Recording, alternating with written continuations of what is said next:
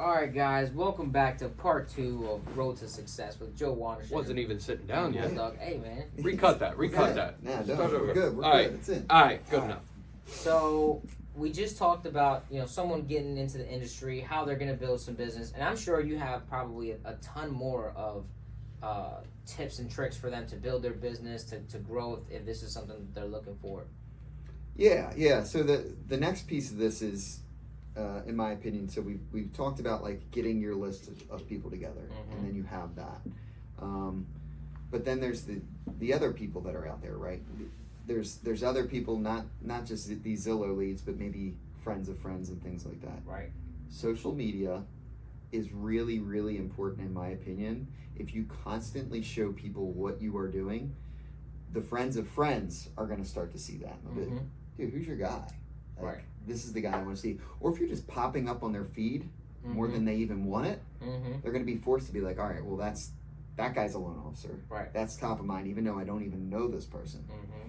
From doing social media pretty consistently over the last couple of years, I can go to a networking event and there'll be people that come up to me and introduce themselves, and I have no idea who they are. Right. That is the power of social media right there. Absolutely. And I will cut in right now just to say that if you have not seen this guy's videos on social media, go follow him.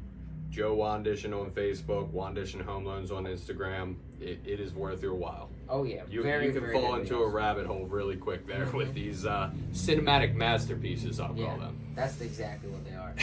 No, But yeah, so consistency in that, and it doesn't matter what it is that you're posting, just that you're posting consistently. Right. Because at the end of the day, it's a free way of getting in front of thousands and thousands of people. Not only that, but the algorithm wants you to post consistently. Right. It forces that content to the top. Mm-hmm. So whether you like it or not, I've got this guy that pops up on my feed all the time, and it's about some sort of like weird diet or whatever the hell he is. Is it the V-Shred guy? Yes! Yeah. Dude, I can't get him out of my damn... I can't imagine the amount of money that guy pays for sponsored posts because he's constantly in And there. this is what happens. The moment they stop on one of those videos and they watch them for 20 or 30 seconds, whatever that they watch, the algorithm's like, He likes that. He likes that, and then they get flooded. We are talking about this guy right now on a podcast about mortgages. Yeah, Right. the V-Shred guy, very real. You've seen him. I guarantee you've seen him. If you're paying attention to this and you want a job in the mortgage industry, please come. We're ready for you. Yes, exactly, Mr. V-Shred. Yes. Oh man.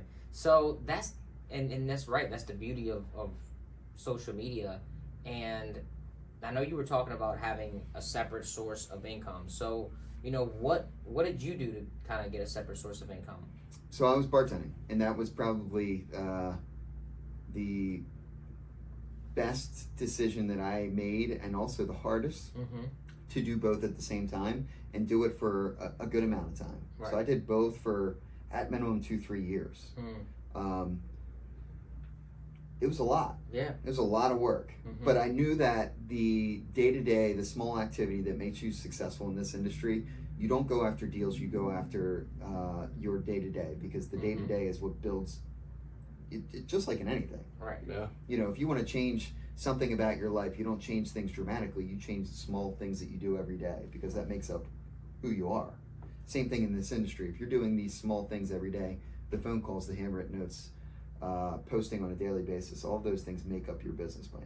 You can't say I'm proficient at social media if you post once a year. Right. Yeah. It's not part of your business plan. So what are you doing? Like, do you have a schedule? Do you go for 2 hours every day? I'm going to do this, and it's going to be from this time to that time, or like what does your day look like? Admittedly so. Got a lot of irons in the fire right now, so consistency has not been my strong suit as of recently. But the best thing I did do for myself was batched a ton of content. So rather than having to sit down and do this on a daily basis of making more, I have a lot of stuff that I have ready to go from sitting down and filming. I'll do 5 to 10 small videos at a clip. And then I have probably 2 months worth of content. Wow. That's just ready to go. Right. Yeah, I mean, that's what I did. When I got hurt, when I got really hurt and I had to go get surgery, I knew when my surgery was. I said, my surgery's in 3 weeks. Bulldog, We're pulling 2 days. we're doing 2 days. So literally, for 3 weeks, I think we would do 2 a days, and we did probably anywhere between 2 and 4 hour long sit down podcasts where I had all of those, and then from every single one of those, I had a whole bunch of clips. So that took me all the way from May till mid-August. Mid-August, I was like, I gotta get back. And luckily, I could kind of walk at this point, because before I was like in the metal thing, and it was just horrible. It's a whole thing. Crutches, yeah. So I'm like, all right, I can walk a little bit. I was like, Bulldog, can you pick me up? Can you take me to, the office? Let's make some videos. And he was like, yeah, I got you. And we got back in here, made some videos, and now I'm back to the normal, which what I want to do is every week have one podcast, so that way I can put that podcast out, and then have all my short form content that I put out. So it's gonna get to a point where I can put 2 a day. I mean, I probably have like another 10 videos that that I have curated right now, but we already did another podcast last week. Yeah. Where we haven't gotten those yet. So wait on those, yeah. So once Exactly. we get those, And I mean, on top of that too, you've always been really good at staying up on it. Even the videos in your room, and little things like that, just on a whim type thing. That hey, you got an idea for content, shoot it right there and post it out. Yeah, and it's so easy because it's just thinking about things that other people might not know, and we always, or at least we always feel that people know what we know, but that's not true. We don't. And it's crazy too. I mean, thinking about like I always thought before starting making these, I'm like, oh man, real estate would be a lot more easier to do if I was a real estate agent, because then I could show these cool houses. Because who doesn't like to sit on Zillow for hours? You all do. Don't lie to me.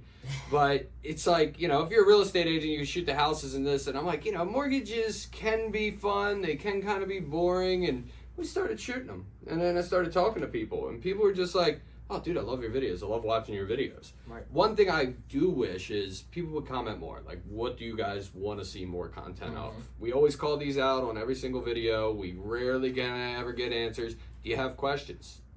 What is something that you'd like us to answer? Do a Q&A type thing. Right. Let us know in the comments. We'd love to hear it. Yeah. No, I think engagement for a lot of people, I mean, I'll be honest, I'm one of those people that I scroll and I like a video and I'm be like, do I like it that much to give it a like? No. Nah. He's stingy with going. it. He's stingy with it. I've been trying a little bit more to like everyone's, if I like it, to like it, because that's what I noticed most people do is, oh, I like that, cool, and then they just keep going. Yeah. But I've been stingy with my likes. I'm the kind of guy, I see something I like and I keep scrolling and I'm like, wait a second, I really like that. Let me scroll back up and give that a like. Yeah, that happened to you, yeah. Can't leave it back and dry there, Yeah. Oh Yeah. man.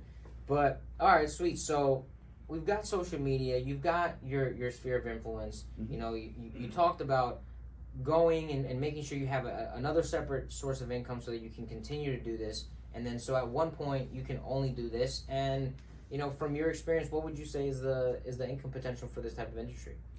Well, I'm not going to go into detail. I would think that would be slightly rude, so I'm not going to talk about it. But the sky's the limit. And what I mean by that is there is no ceiling in this industry. This is the one industry where you can make the equivalent of what doctors make without the schooling. Right. This is the one industry, in my opinion, where effort is going to play a giant part in this. We are not a state institution where you're going to get paid a salary no matter what you do and how hard you work. Right. If you're the person that gets here early and stays late and outworks the competition, right, you are going to see the fruits of your labor. Yeah, that's right. And just to add to that too, I mean, there is no ceiling. There's also no floor. It's this whole industry is what you make it. Really, what it boils down to. And it's ebbs and flows too. That every season is a little bit different. Some get a little bit hotter. Some get a little bit cooler. But on average, right, you might be here, but you might have some months that are here, and then some months that are here. So you do have to know how to manage your money and build those. For me, my extra source of income was rentals. So I buy properties, and then what I did is for my first couple of properties, I bought a house, first time home buyer, put down minimum that I could, that 3%. Well, technically I put 0 because of military, Mm. right? I did that, and then I did the 5%, and then every time 5%, right? So it wasn't that much that I needed because I'm moving into it and I've got these roommates and everything like that, and then I made sure that the numbers worked out that when I left I was gonna be making some money. Mhm. So the last property, I'm living in there rent free, and then I move on to the next one, living there rent free, and then also get the money from the other one, so that I just kind of let it build itself. And then now it's got the kid, can't move anymore. It's a little bit harder. Oh, that kid moves. I've seen him. Oh, he does. Oh man, he's probably the reason why I'm hurt. Yeah. No. Oh man. But yeah, so I mean that's how I did mine, right? So it could be anything, right? And I didn't know that this is what I was gonna do. Well, that's a really good point, and I think that what people need to understand is we work really, really hard, but it's not necessarily for the money. It's for the freedom to build our success in any way we want. Right. Yeah. I've had some very frank conversations. I've got a little one on the way. I want to use the platform that I've built to award myself more time. And you're building your own business in this, which is great. Where else can you really say, okay, well, other than the people that are truly self-employed, you couldn't go to a government job and sit down and be like, all right, I'm gonna work really hard so you guys can then give me the time off that I want. Right. Yeah. If you can go, oh, you know what? Every Tuesday and Thursday at 3:00, I'm gonna go because that's when my kid has the soccer or whatever, and I want to be the coach for that, or I want to do this, or whatever it is that you want to do, or if you want to go, you know what? I'm gonna work for a week or for a month from this other place, right? That maybe you want to go on vacation. That's the beauty of this job, is that we can do it from anywhere. Mm-hmm. And touching on what you said about self-employed too, I'd even say it might be a step better depending how you built up your business as an entrepreneur, because if you're self-employed, you got to be available. You got to be on top of it all the time. Now, Joe, you're a little bit different because you are managing a branch. You got a couple people under you. You have responsibilities, a bit more than us. But good thing about this one is if you have good team members, you're in a good group of people, you work with some good groups, like you can decide to semi-unplug for a nice vacation. Whereas if you're self-employed, you really have to have that somebody, because that's your bread and butter, that's your entire business. You're trusting someone to do so and manage and run it for you in your absence. Yeah, burnout's real. So you have to be able to build your business in a way that can be managed a certain different level of ways. Systems are important for that. Yep. So there's if you walk in and you see somebody that's really just slaying it in this business, and you see their desk and there's just papers everywhere and everything like that, that type of person is not going to be able to walk away and have that complete unplug as efficiently as somebody that's sitting next to them that is a bit more organized. Systems. And it's because of systems. Right. And there's no wrong way to do your systems, but you have to have something when you start to grow, because if not, that's when things fall through the cracks, and that can affect your business and prospecting and everything else. Joe, what are some of the things that you do to keep your business organized? It was a lot of trial and error, for sure. And as things grew, my business really took off before COVID, but like during COVID was just wild. So we had to figure out systems because there was no other choice at that point. Baptism of fire at that time, Yeah. Mm-hmm. So we have some platforms that we use for just, keeping track of not just our pipeline, but leads and things like that. There is a uniformity to the way that we do things, from submitting files to getting it through to even follow up with leads. And the reason why that is because we have looked back and said, okay, well, what fell through the cracks this first time, and what can we do systematically to make sure that doesn't happen again? Right. Yep. So when we send out an approval email, it's the same email every time. And we do that because it has information in that is very clear, not just to the clients, but the referral partners, about this approval. Why did we develop that? Because there were situations where someone said, well, I didn't know how much we were approved for, or that the taxes couldn't be this high, or that we never had a conversation about the cash to close. All of that information is now in the same uniform correspondence that goes out every time now. Yep. And the importance of that is that we can always go back and reference that and say, well, now everything has been crystal clear. Right. We don't have those conversations about we didn't know that anymore. Mhm. Because it is, and it's out there. That's a system, as simple as it is, a system that's in place now. And You got that's receipts. You got receipts now. right, and that's a way that now your referral partners and the people you work with can trust you that these things are going to go a lot smoother, because the better you get at your systems, the better that you are able to communicate, because that's all this really is. It's communication. And if you can be crystal clear with your communication, then you'll succeed. Oh yeah.